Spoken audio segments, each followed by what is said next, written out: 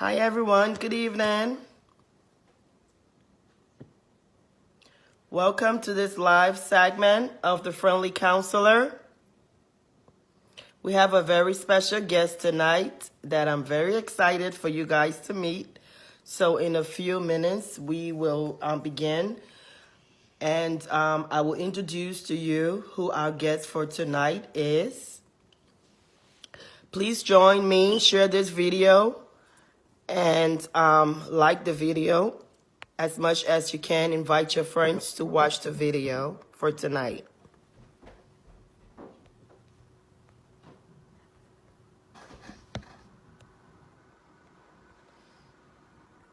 I will give a few more minutes as folks start to come in tonight.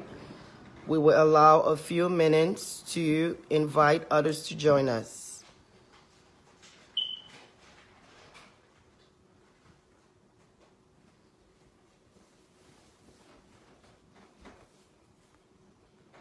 Good evening. Thank you for coming on. Welcome to the Friendly Counselor live video.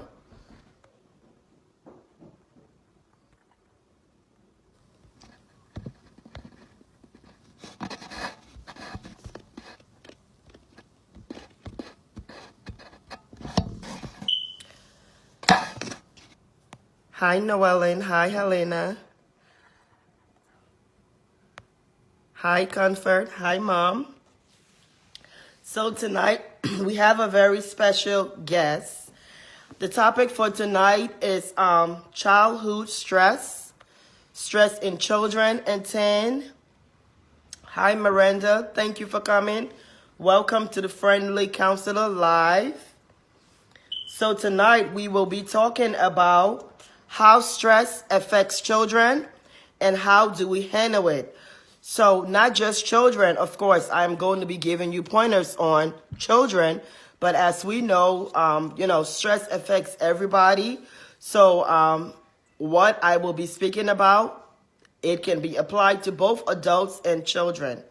But I have a very special guest tonight, and he will be telling us from a child's point of view, what does it feel like for a child to undergo stress?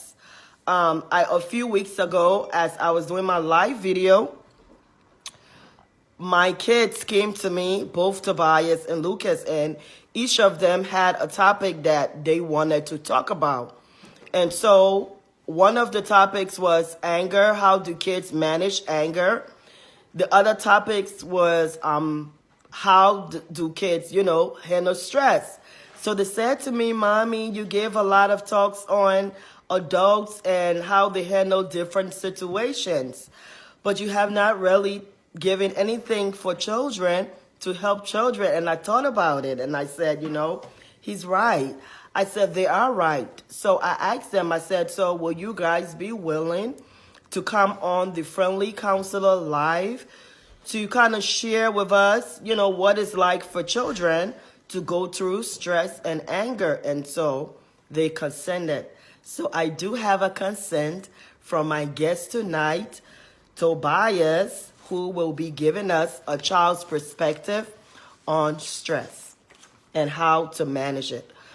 Please share the video, invite others. I will begin the video. Before I do, I'm inviting a few people as well.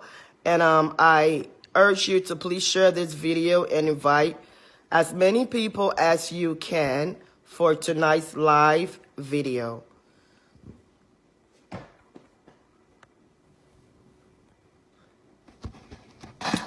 So tonight, the topic is stress in childhood and how children handle stress. So as parents, providers, caretakers, adults in general, we tend to think that children do not have a lot to worry about. We say that they don't pay bills, they don't have mortgages, they don't have rent. What do they have to worry about? What do they have to stress about? In fact, children have plenty to stress about. And when we think about the things that stresses us out, the sources of stress for us, we relate it to our work, We relate it to our friendships. We relate it to, our relationships, our financial status. For children, the source of stress can be friendship as well. It can be financial status of their parents. So, what is the source of stress for children? We find that stress is placed on us when it's a function when there is a demand that is placed on us and our ability to meet them. So these demands can come from within the family. These demands can come from outside of the family. It can come from our surroundings. So for children, dealing with stress, it's a feeling of overwhelming. It's a feeling of overwhelmed stress. It's a feeling of whether or not, they can make those grades, they can keep their grades, they can maintain their grades. So many kids, feed off of their parents and the stress that their parents goes through. When parents discuss issues within the home, the children can internalize that and express stress through that way. So childhood stress and how it's expressed. There was a study done from the American Psychological Association, and they found that about 25% of children reports worrying a great deal. 25%. That's a huge amount. Unfortunately, only 3% of parents actually believe that their child or their children are going through stress as extreme. So children experience headaches, they experience stomach aches, anxiety. These are the ways that they show stress. And when it comes to parents, I explained that, parents may say, what do they have to worry about? It has been my experience in therapy that, children express stress differently because every child is different. They are never the same. So you expect them to definitely show their level of stress differently. So here is my guest tonight, Tobias. And he will be telling us from a child's perspective how children handle stress. So, Tobias, I will ask you if you come a little closer. So, what does stress look like for you? Stress is when I'm taking a test and I can't think mostly about what I'm doing, or when I can't do the test because I'm distracted from people around me. So how do you know you're stressed? I can feel it. What do you feel? I can feel myself getting mad. What else do you feel? That my body sometimes, it gets sweaty. What else do you see? Do you feel? That's all I feel. Okay. So, and I know Tobias is a little shy. By the way, he is not rehearsed. I did not rehearse him at all. I purposely told him this morning that, we will be talking about stress and how it affects children. So everything that he is giving an account for here is his experience of what stress is like for children. And I have found as well, too, talking to a lot of children in my practice over the years, what Tobias is explaining is exactly what children explain to me. When I ask them, what is happening and what are you experiencing, they would tell me that, I'm having trouble concentrating in school, or I'm having problems with friendships. Friendships for children are a huge source of stress, right? When they talk about being accepted into a particular group, if you have had children, grandchildren as caretakers, we know that their peer group is their word at that time. So when he cannot or she cannot make a specific friend or feel faded into a peer group, what happens? They feel stressed. There is so much pressure put on children nowadays for their self-image, what they look like, the clothes that they wear, whether or not their skin complexion fits a certain group. And these are things that growing up, I suffer with. So I can only imagine that, my children and other children are experiencing the same thing. We went through a period where, you know, we had to struggle. I know I used to be very skinny, very slim growing up as a child, believe it. And I used to get bullied a lot in school because I was very skinny. And, you know, they call me rat, they call me nicknames. Yeah, Tobias, they did.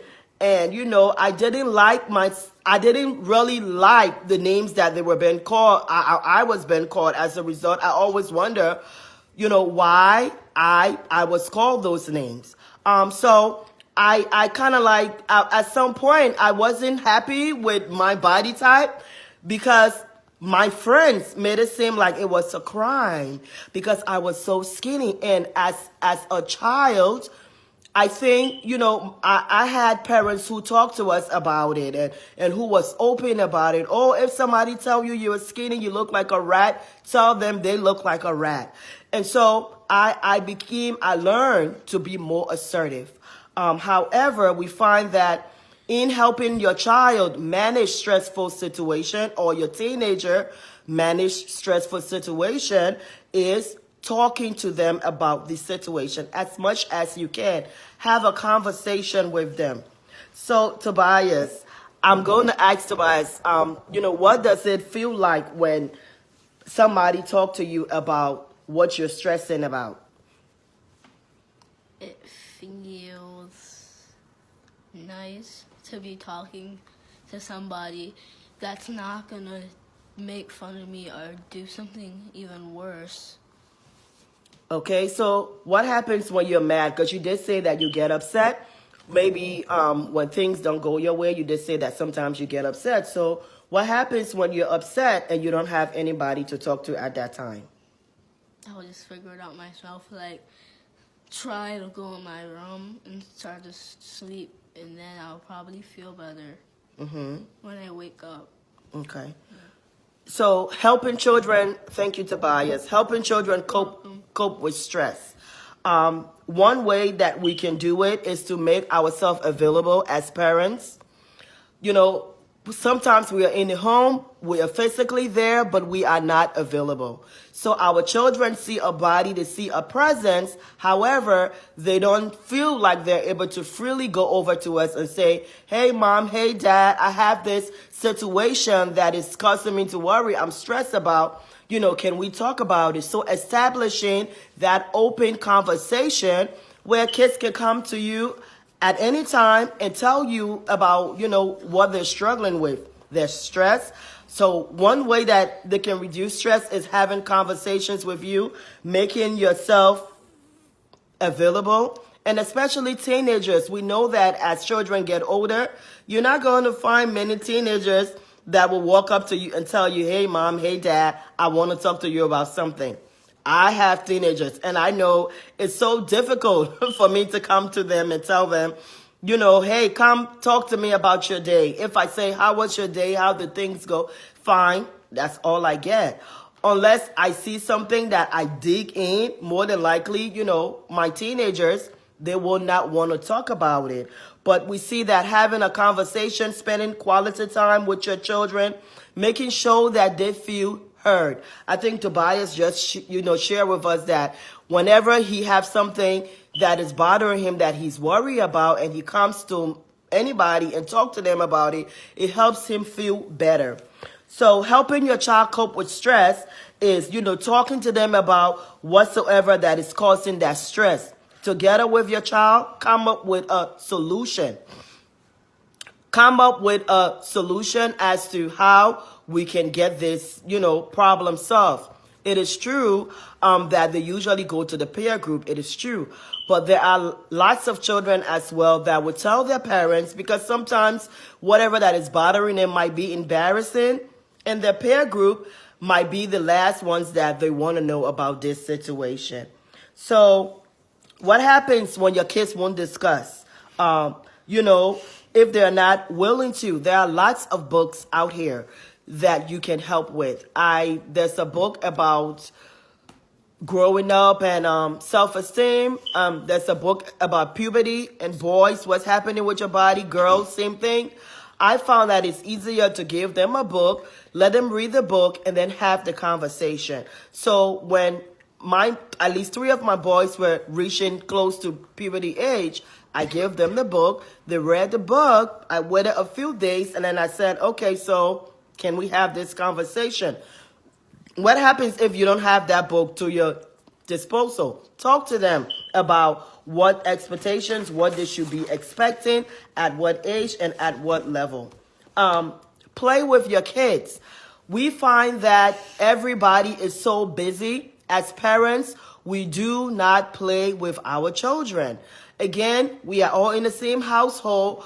We don't spend time to play with our children. Take them outside, take them to the park, take them for walks. You have to be intentional about setting aside a play day with your children, a time set aside for play. So those times that you find that they are stressed, when you get them in an environment outside of the home, outside of school, where they can have an outlet to express themselves freely, and they're able to talk to you about what is actually bothering them, it helps a whole lot. Take time to play. I say outdoors. There's a lot of study that has been done according to Forbes that when children go outside, if it's hiking, it's walking, taking them to the park, riding the bikes, the scooters, whatever it is, play also impacts their cognitive ability. So you guys are problem solving. You're walking, you're talking, they're not restricted. Try having a conversation with a young person in a room or in a space where they feel confined. Chances are they will not open up to you. So how do we have this conversation? Take them outside of that constraint, that environment where it seems so restrictive. Take them out to the park, take them outside somewhere, take them for ice cream, you and them, have the conversation. 2 of the biggest stressors in children, number 1, homework, grades, and also the second one will be their friendships. Talk to them about their grades. What's happening with your grades? What is, going on with if there's a drop in the grades, chances are they are worried. They're concerned of how their parents will react. And if you are an African parent, you know there's going to be some whipping. Period. If your grades drop, you got to explain to me why your grades are dropping. So children often are afraid when it comes to expressing freely that they have struggles in that area. So Tobias, I want to talk a little bit about school and what stress do you get at school or you get from school? The stress that I get from school is mostly from people at my table. What does that mean? That mostly they just keep on talking back when I'm trying to say something. So you get stressed at school because you feel that they're not giving you chance to talk, or like when I'm trying to do something and I say something, somebody's just going and saying something, and then they kind of try to argue it. So what other stress do you get at school? When I can't get good grades, when people keep on talking to me. So your grades, thank you, your grades and people talking to you. So we talked about grades being a source of stress. And again, if you are joining, Tobias has not been rehearsed. I just told Tobias this morning that I would talk about stress in childhood today, and I wanted him to be my guest. So he is telling you exactly his experience when it comes to stress and what is happening. Music also is a great way to bust stress. When it comes to the study in music, music has great benefits in lots of areas. And so we see that music has been introduced in school. Kids that play instruments, kids that are taught music, not only does it help them to develop cognitively, but it also tap into the part of the brain where they can problem solve. They're well-rounded in those areas. So we encourage our kids to learn music. We encourage them to play an instrument to get their minds to be creative. we find that children that are engaged into music, they are less likely to suffer from depression. They are less likely to suffer from anxiety because they have found more creative ways to express themselves. So in music, of course. So we find that, those are ways that, kids can express themselves. Tobias, Yes. what do you think about playing instruments? Pretty much, I like playing instruments because when I play instruments, I had one, but I lost track of it. But I still like playing So instruments. how does it help you? It helps you you can read. You can read more. Like when you read it, you can read instrument music. That is so funny, guys. Guess what? That was in the study. How did you know that? Because I didn't tell you that. That's interesting that you know that. That's exactly what the study says. That children that, play music, that learn to play different instruments, they learn to read better academically. Their cognitive, ability increases. I talked about their level of being able to problem solve because you have now tapped into that part of your brain where the creative brain is functioning. And what a way to be creative, to grab a book and to read. So I'm glad that Tobias is able to pick that up without me saying anything to him. Another way that we can help our kids to manage stress is to encourage them to sleep, guys. Sleep. Too many children nowadays have devices in their bedrooms. If they have a TV in their room, they have a game system in their room. They have an iPad, they have a phone. Study shows that 57% of children do not sleep on time. Parents do not follow straight structure bedtimes. Anybody knows in my home, bedtime is what, Tobias? 9 o'clock straight. We don't play. 9 o'clock is bedtime. You do everything that you can before 9 o'clock because 9 o'clock, what happens? We have to go to bed. In a structure, and that's how we keep it to be able to help them to stay on track. So what happens if the child do not have, a structured bedtime? They struggle. Many of my clients that I see in therapy, the parents are struggling because the kids are missing X amount of school. So because of truancy, the parents now have to go to court. The parents have to go to court. Some of them are being fined. Some of them have jail time because the children are not waking up on time. So, whatever it is that is a barrier to your child getting sleep, whether it's TV, whether it's a game, whether it's, iPad, you have to remove that out of that child's way. As parents, we are managers. We are managers as parents. We are stewards of these children that God has given us. So it behooves us to make sure that we have the best practice of parenting for our children. Doesn't mean that we're going to be on point all the time. It does not mean that. It does not mean that as parents we will be on point all the time with our children. However, when you have that structure put in place, you will find that it's easier. Children like structure. Children naturally will give into structure when it's consistent.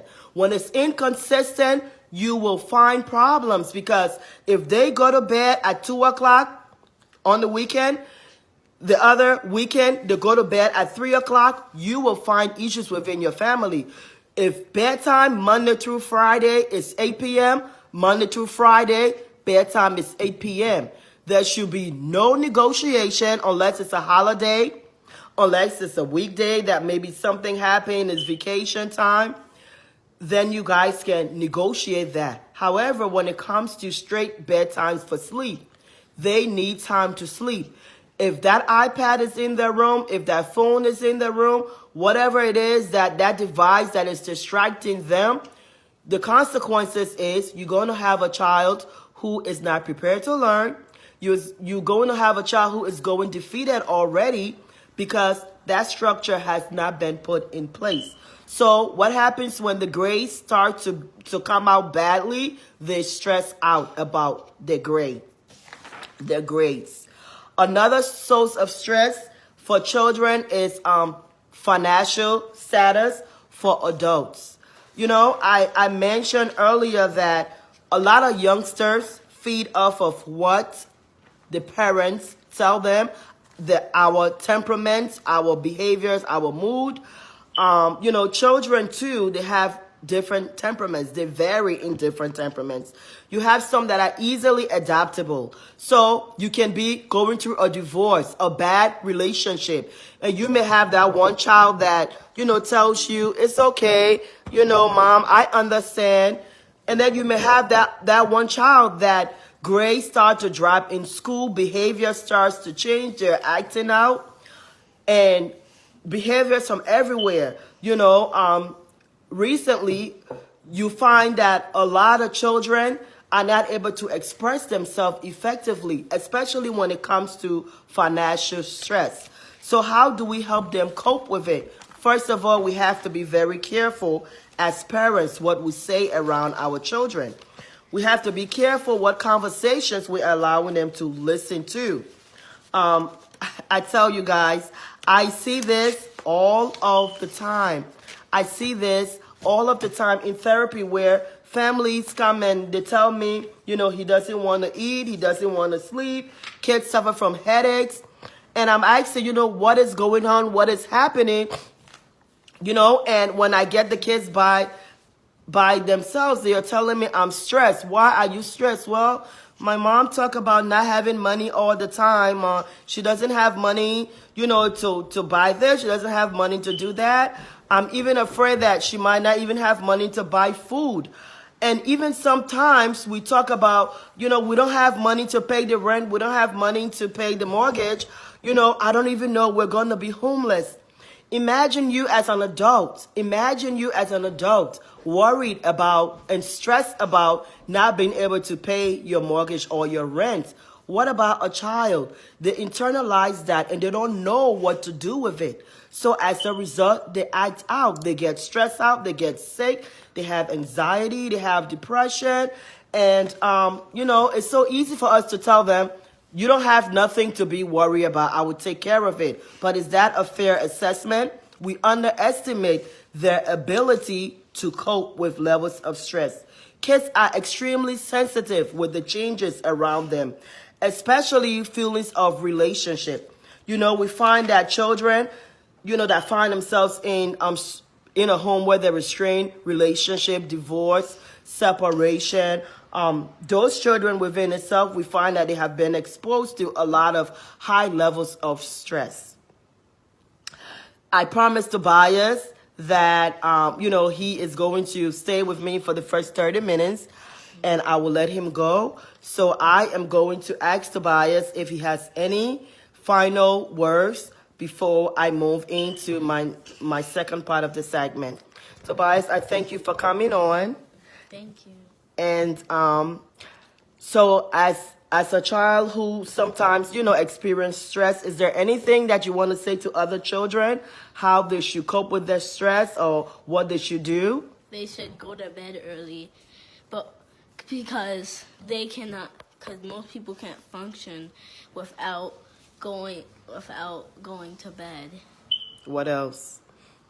That's What do? You tell me what you do. You share a lot of things. I usually don't go to bed early, but I still wake up and I'm still functioning well. Okay. So when you are stressed, what are some things that you do to help cope with your stress? What I do is usually just wait until you come, so then I can talk to you about it.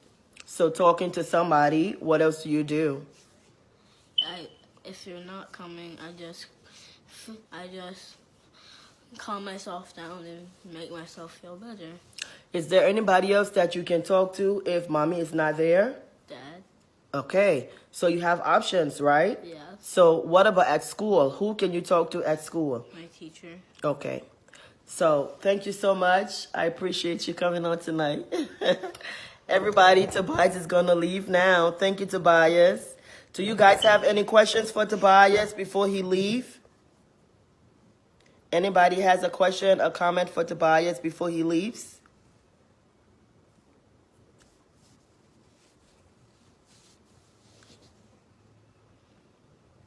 Thank you. You're welcome. Bye, Tobias. All right. I don't know. All right, guys. So the purpose of this segment tonight again was, coping, childhood stress, and how do they cope. And I said that Tobias, came to me a few weeks ago and said to me, "Mommy, you're always talking about adults and what do they do? What about children? Are you going to talk about things that happen, with children?" And I said to him, "What is it that children want to talk about?" And he said, "Mom, stress." I said, "Do you have a topic that you want to talk about?" And he said that he wanted to talk about stress. And I said, "Okay, so I will let you know when you will be able to talk about it." So I started off by saying, for most adults, we feel that children have nothing to stress about, when in fact they have plenty to stress about. I talked about stress from school, the peer group. I talked about, stress pretty much from their grades, school peer groups, fitting into a particular group that they would like to, to fit in will be a source of stress. We find that a lot in teenagers. We find out a lot in teenagers that, a lot of teenagers, especially girls and boys, they are now, obsessed with this body image. They are now obsessed with this body image. And so therefore, being a certain size, having your hair a certain way, being able to appease the group of people that you want to appease to fit in. We find there's a huge conversation on complexion. And even now, I'm so surprised that in 2019, middle school children, elementary school children are having conversation about their complexion. I'm not pretty enough because I'm too dark. Nobody thinks I'm pretty. My friends laugh at me. They call me all of these names. Our children are stressed, guys. As parents, providers, grandparents, caretakers, we need to make ourselves available to have these conversations with our children. And it's not just, "Hi, how was school today?" Fine. If your child tells you, "I'm fine, everything was okay," all right. Study your child, know your child. If something you feel that is not right, press the issue. Press the issue. So do not just leave it as if, well, you don't want to talk about it, I will leave it alone. If you have a teenager, you know that you have to, as much as you can, if you have teenage children, you have to pull teeth to have conversations with them.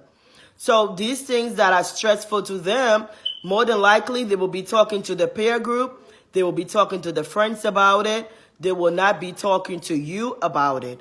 But you have to start a conversation, open conversation at a very early age. So when there are teenagers, they're able to come to you and have more conversations about what's happening. Please share this video. I would take questions about childhood stress. We are talking about how do we help children cope with stress? How do we help children manage with stress? It's the topic for tonight. We talked about sources of stress for children, relationship. We talked about if you are in a relationship where the parents are either separated, going through a divorce, your children can show high levels of stress from that stressor from your relationship. And how do they show it? They may have a fall in their grades. They may have anxiety issues. They may have, trouble feeling down, feeling depressed, not talking to anybody. Social media also is a huge source of stress. Even for us adults, if you do not balance yourself in a place where you know fiction from facts, you put social media on, everybody's life is happy, everybody's life is glamorous, when in fact somebody can take a picture and put it on social media and say, "Ooh, I'm having a fabulous time. What a great day. My life is awesome." And behind all of that, they are struggling. But you will not be able to decipher. So it behooves you to know where you are, be confident, be contented where you are in your life, and do not compare yourself with folks on social media. It is not real. We know that people put a front for Facebook, for Instagram. And so if that mainstream media is what you are measuring up to, you will forever be unhappy. Do not measure up to social media. Relationships on social media are not real. Okay? Yeah, Helena, it's true that we have been struggling. When I was in high school, middle school, I said elementary school in Liberia, I was bullied and made fun of because of my size. So I can imagine our kids struggling with it now. It shows that, there's, and I believe it was Solomon that stated, nothing under the sun is new. There is nothing that is new. Everything under the sun repeats itself.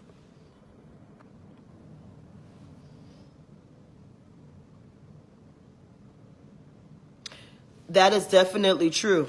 And in families where we see that children have different complexions, we as parents need to be intentional as to make them feel that everybody is beautiful, is handsome in their own way.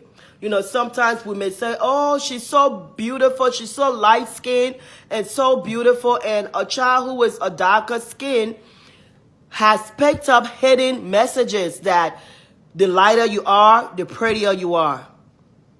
You may not say it, but it's the way that you treat that light-skinned child. It's the extra flavor that you give that light-skinned child. So the darker skinned child may feel like, oh, wow, I must not be pretty because mom or dad never gave me that attention that they gave my brother or sister. And they may internalize that. We have to practice that.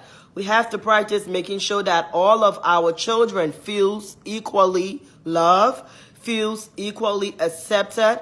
And you may not be the one that may be attributing all of that. It might be a family member into your home who come in and visit. It might be an uncle or aunt, a family member who comes in and specifically choose a particular child that they like, and they always give that child compliments. There's nothing wrong with compliments.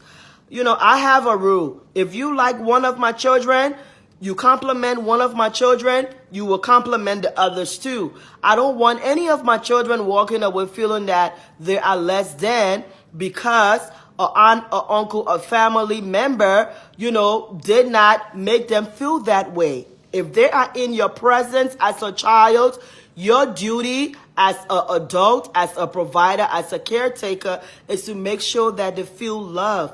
And that's all kids want to feel. So we have to be very intentional as parents, as caretakers, as providers, to make sure that whoever child, and not only your children, whenever a child is in your presence, make sure that your interaction with them is positive. So thank you for those of you that have logged on, that just joined us. The conversation tonight is childhood stress and how do we manage it, how stress can affect children, and how do we manage it. So, again, I talked about sources of stress being their friendship, their grades, relational issues within the family dynamics, whether or not the parents are going through divorce, if the parents are living together separated, or they're having some relational issues, financial issues within your family that your children might be privy to hearing. You may talk about how you're struggling to pay your bills over and over. Your children internalize that, and they don't know what to do and how to handle that information because they cannot get any jobs. So they feel guilty. I have had children say to me in therapy, I stopped eating I'm very careful, to finish up the food in the house because I'm afraid that my mom or my dad do not have enough money to buy food.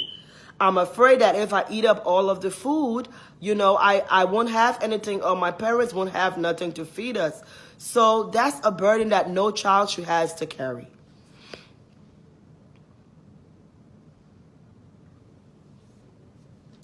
Definitely.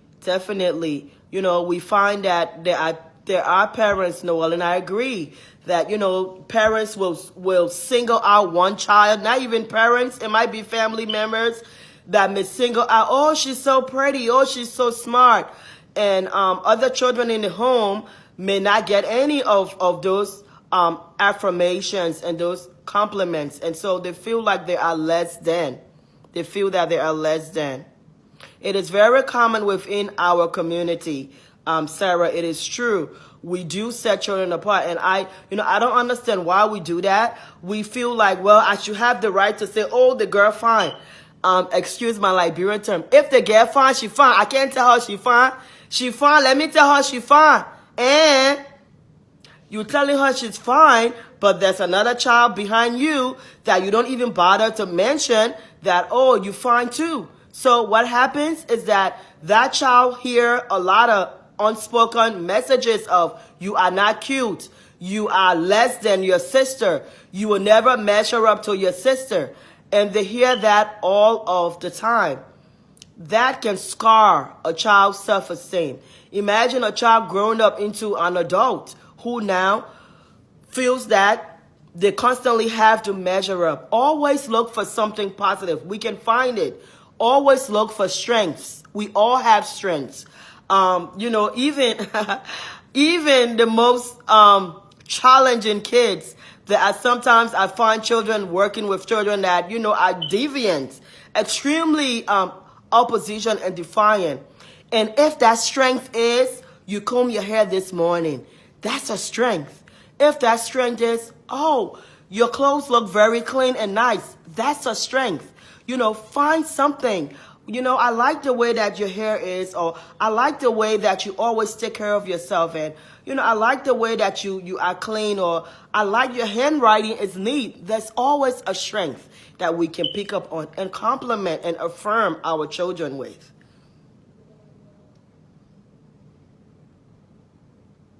Definitely, Noellen, acknowledging that kids do, and I mean do, have plenty of stress. As adults, we are under the impression that kids have nothing to worry about. It is wrong. It is a myth that we have to fight. It is a myth that we have to combat with. Children do have plenty of reasons to be stressed. So, moving forward, let us start thinking as to how we can help our children cope. How can we help our children manage their levels of stress? And what are the sources of stress in their lives? Look around. As parents, we are managers for our children.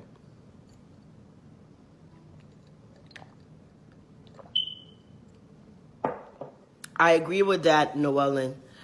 That has been a practice, definitely.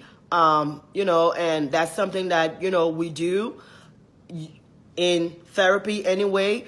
You always find a positive. If your child came home with bad grades, maybe the child came home with 2 D's and maybe 1 E and 3 A's and a B. Acknowledge the A and the B. Show them that you see the effort. I see that you got A in math. I see that you got A in science. Good job with that. But I also see that you struggle in English, or I see that you struggle in language arts because you have D. What's happening in that class? What can we do to help you? Not, oh, you got all D's. Oh, you are so dull. A Liberian parent, you are so stupid. All you're doing is bringing home D to me. You will never be nothing. You will never amount to nothing. Never is something that is definite. Never, if a parent tell you you will never or you will always be this way, Imagine what messages you have sent to your child.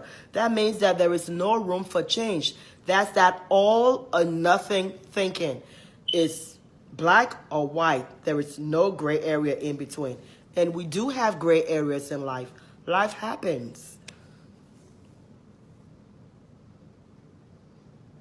I like that idea, Sarah.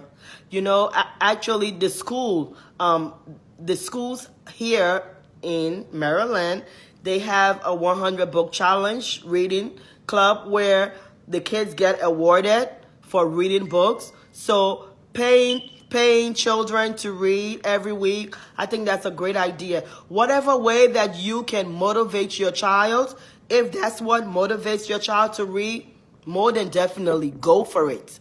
Go for it. I love that idea. That is definitely okay to do because you are trying to motivate your child. So yeah, I will tell my children, if you read X amount of books, you will get $20. I have one child who's a bookworm. He gets always all the money because he reads. You can find him with a book any day, anytime. So what motivates him? Rewards. Rewards motivate children. If you find that, a reward for your child might be to take them to the store, to take them out, it doesn't have to be tangible all of the time. It could be spending quality time with your children, and that can be a reward. Children needs to understand that they will not have a tangible reward all the time. However, when they see levels of stress, and you want to reward them, and if a child comes to you and, express to you that they are worried or stressed about something, and you had a conversation with that child, thank them, reward them for sharing that with you. That will encourage them to want to come more to tell you about what's happening. So that just really goes to what I was saying about, as parents, being available. We have to be available to have these conversations with our children. How else will a child tell you something critical that has happened to them if that has not been established from the very beginning? And if there's a barrier with me talking to my child, if my child comes to me to tell me they had a stressful day, oh, you always have a stressful day. Again? You had a stressful day again? Oh, not now. Let's talk about it later. You are not available. So the message that child has received from you is, whenever I come to mom or dad to talk about, my issues, they are not available. So who is the next person that I can go to? Well, maybe there is nobody else. So I will just keep it to myself. And then we say, well, this child is so angry. She's so angry. I don't know where this anger comes from. Have we given them an outlet to express themselves freely? Maybe that's where the anger is coming from.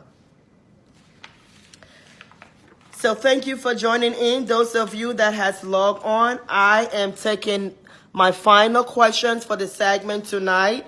The topic is childhood stress, how stress affects children, and how can we help them manage it. So sometimes parents themselves experience, it is true. Mema, it is definitely true. As a child, speaking of the parents, if you experience high level of stress as children, that's that circle, right? Kind of like hurt people that are hurt people. We know the circle of trauma. We know the circle of abuse. People that have often been physically abused, verbally abused, they tend to in turn abuse their children. And sometimes we do this unknowingly. Guys, it's not that you are willfully going to hurt your children. Sometimes because that's how you were brought up, and that environment from your family of origin, that's how you know how to function. So if you do that to your children unknowingly, to you, it's just, I'm just doing what I was taught to do, what I was trained to do. This is how I know how to parent. I know that when a child comes to me with a problem, when I was growing up, children weren't allowed to say you're stressed. So maybe that was what was in your home. And so you now have children, especially if you have new age kids, these new age children will talk, and they will express themselves, and we don't know how to handle that. As if you have not been, kind of like open to receiving that kind of a feedback as a child yourself, and you now an adult, it will be almost impossible. So learning to have this conversation, with our children. So definitely, kind of opens up a forum, and for them to be free to come to you and to express these type of things to you. So I would like to thank all of you for coming on. I know that we have lots of questions, lots of comments. Please share this live video. Please like the video. Again, we're going to be back next week with another segment. I do have another young person, another special guest. Now that I have brought Tobias, I have to bring Lucas to talk about his concern. So he will be on to share his concern as a child and what are some things that, bothers children.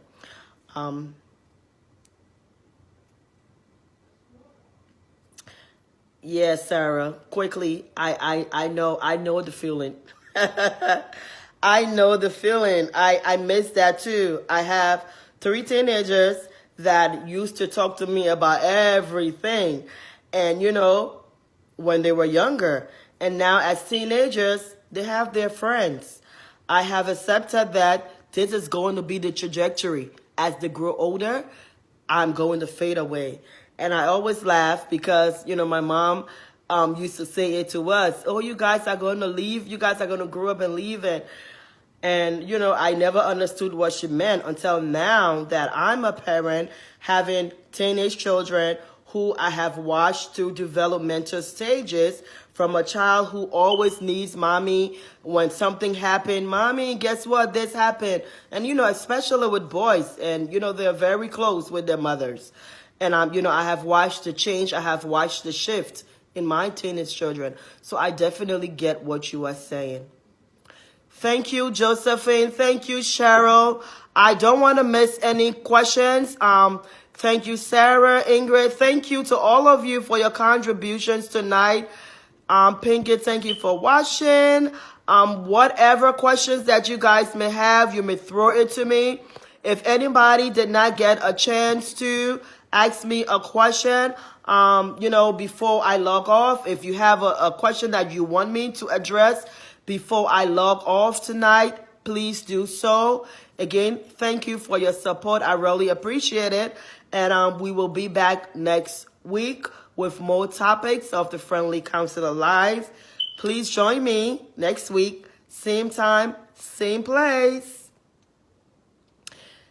Kimba, yes, boys are not supposed to cry. That is our culture, and that is something that we have to fight against. Thank you, guys. Thank you so much. Have a blessed evening, everybody. Have a wonderful evening. See you guys next week. Bye-bye.